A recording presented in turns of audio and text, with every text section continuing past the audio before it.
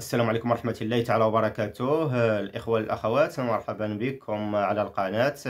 غنتكلموا إن شاء الله على عقود العمل الموسمية في إيطاليا. غنعاودوا نعطوا التفاصيل مزيان في هذه النقطة. هذه كاين بعض الإخوة اللي كيسولوا كيخلوا التعاليق ديالهم على القناة عندي، وغنحاول نجاوب إن شاء الله على هذوك التعاليق، وغنحاول نعطي بعض التفسيرات باش الإخوان يحاولوا اللي كيهمهم هذا الموضوع هذا ديال عقود العمل الموسمية اللي كتبقى في إيطاليا، اللي كيهمهم هذا الأمر غيحاولوا يستافدوا مزيان إن شاء الله.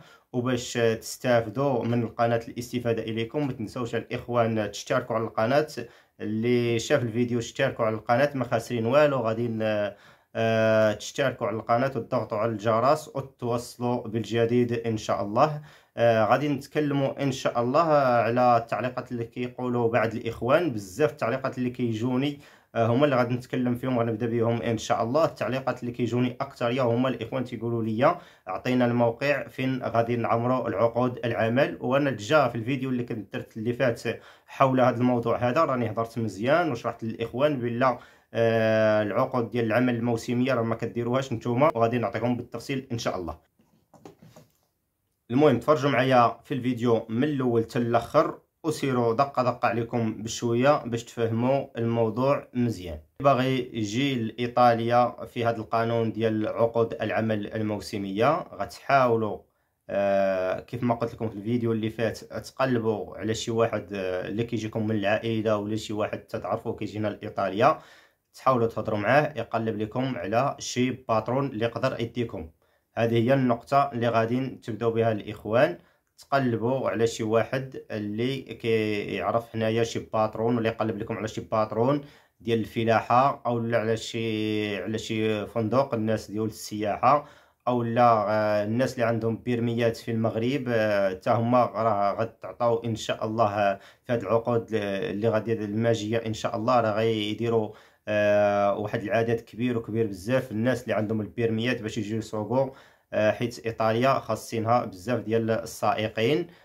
هذا حتى هو خبر مزيان. يقدر يهم بعض الاخوان اللي عندهم البيرمي وكيقلبوا على خدمه خارج المغرب.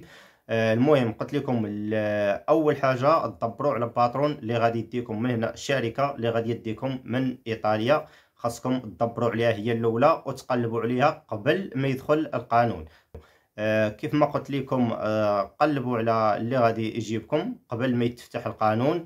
تقلبوا على الباترون تلقاوه تحتفظوا عليه وتسناو حتى يدخل القانون. ومني تسمعوا الخبر ديال القانون راه دخل، هذيك الساعه غادي الباترون ديالكم غادي يقول لكم ترسلوا ليا الفوتوكوبي ديال الباسبور ديالكم، غادي نترسلوه ليه.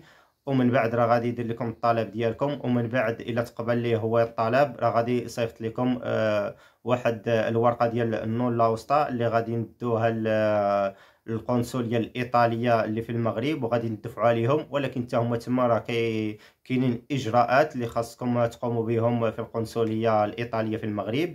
وهذوك الاجراءات راه ضروري كيدوزوا تما عند البوليس. الناس اللي ما عندهم حتى شي مشاكل عاد كيعطوهم الفيزا ديالهم، والناس اللي عندهم المشاكل بزاف راه ما كيعطوهمش الفيزا ديالهم.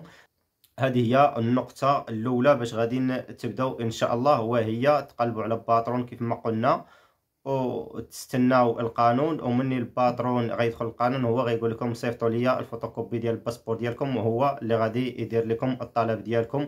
هذه النقطة ها هي حيدنا. وباش نتوما غادي نتعاونوا الباترون ديالكم باش يجيبكم، حيت راه واخا باترون واخا هنا ولد البلاد راه ما عارفش القانون 100%.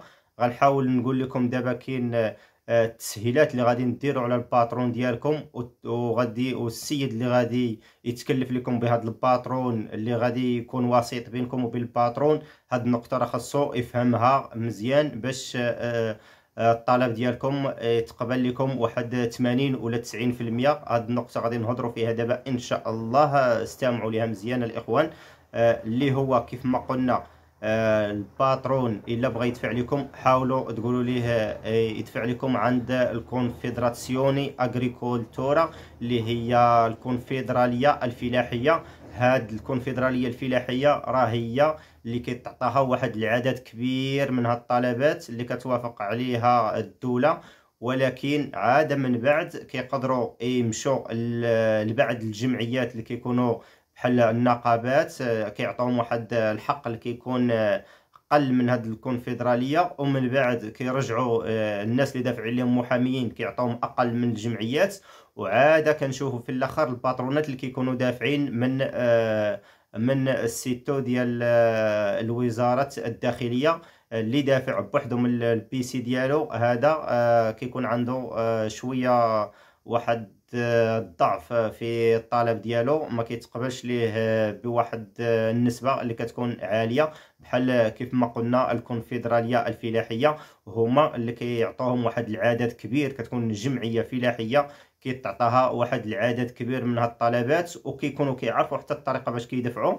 كيف ما راه شرحنا في الفيديو اللي فات الاخوان، راه اللي باغي يدفع راه خاصكم تحترموا الوقت الزمني، راه كلشي على الوقت الزمني. واخا تشوفوا الباترون واخا تعبوا تعطوا الفلوس ديالكم، الا ما كانش الوقت الزمني راه كتضربوا كلشي في الزيرو.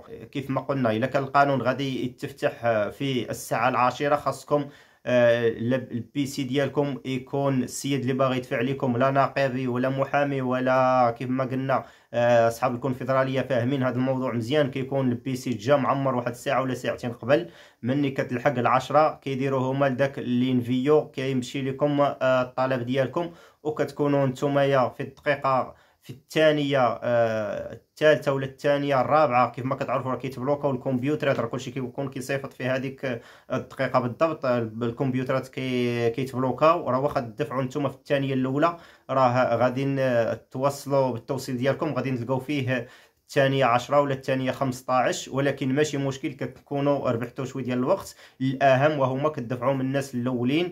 إلا دفعتوا في الثانية العاشرة راه وصلتوا واحد العدد اللي غادي تكون واحد 40,000 ولا 50,000 اللي غادي تلقاوها دافعة قبل منكم.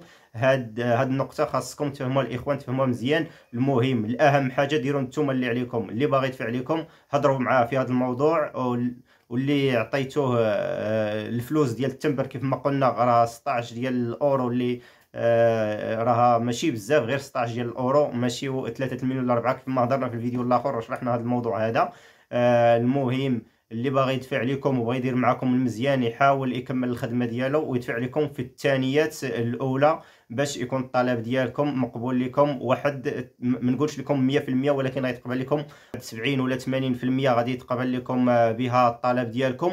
وحتى الا ما تقبلش لكم في هذا العام راه ما تنساوش راه كيجي العام ديال 2023 ولا العام ديال 2024 وكان عندكم كلشي مزيان، راه كيعاودوا يعيطوا لكم، كيعاودوا يرجعوا يشوفوا الناس اللي دافعين في العام اللي فات او العام اللي قبله وكيكون عندهم كلشي مزيان. الا عاود الباترون صيفط لهم واحد الايميل راه كيعاودوا يعيطوا لكم. راه وتحترموا بزاف التوقيت الزمني كيف ما قلنا، وراه ان شاء الله غادي يكون غير الخير. هذه النقطه هاني شرحت لكم الاخوان كيفاش غادي نديروا الطلب ديالكم. كيف ما قلت لكم من الان اللي باغي يجي يحاول يشوف باترون يقلب عليه من الان قبل ما بلا ما يتسنى حتى يتحل القانون. غادي يكون القانون ان شاء الله، ومن بعد من يتحل القانون غيحاول يهضر مع السيد اللي هو وسيط ما بينه وما بين الباترون، يقول لي احترم لي التوقيت الزمني.